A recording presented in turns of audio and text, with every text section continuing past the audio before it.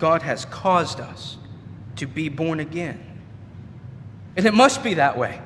We must be passive in this way in terms of initiation and causation if we affirm the Scriptures' teaching on the inability of sinners to do anything towards saving themselves, including the exertion of their wills, which are enslaved to sin. Psalm 58:3 tells us that the wicked are estranged from the womb.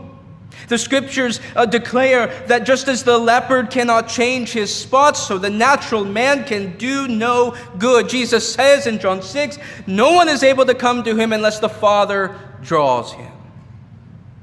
That is why we read those texts like John 1:12, but as many as received him, to those who believed in his name, he gave them the right to become the children of God, who were born not of blood, nor of the will of the flesh, nor of the will of man, but of God.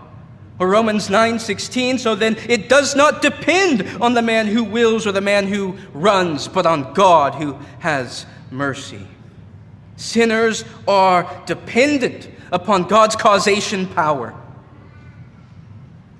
This word cause is in the aorist tense because regeneration is a definite historical act that God accomplishes in the soul of the sinner. John Owen says,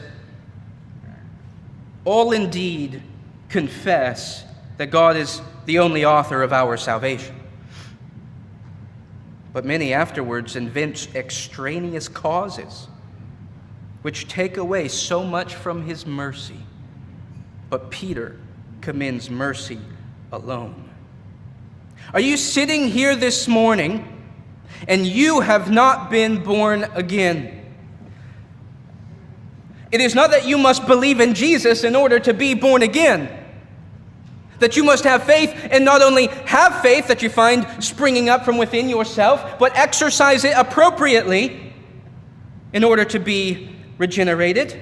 This text declares to your powerless soul that you must be born again in order to believe in Jesus. That regeneration precedes faith. That you need him utterly and completely.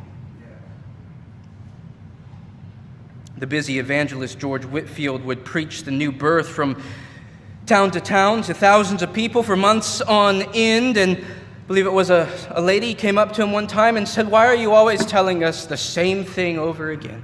Every time we hear you preach, we hear the same thing. You must be born again. You must be born again. Why not a different message? Why are you always telling us that you must be born again? As it goes, Whitefield paused for a moment, and he looked at her, said, because, madam, you must be born again. Some of you sitting here, maybe you attend your church week after week and hear the gospel preached, and you have some doctrine, but you do not know the great mercy of God. And with what doctrine you have no doxological capacity of soul because you have not been born again. Realize this today. It is God who causes you to be born again, and you must be born again.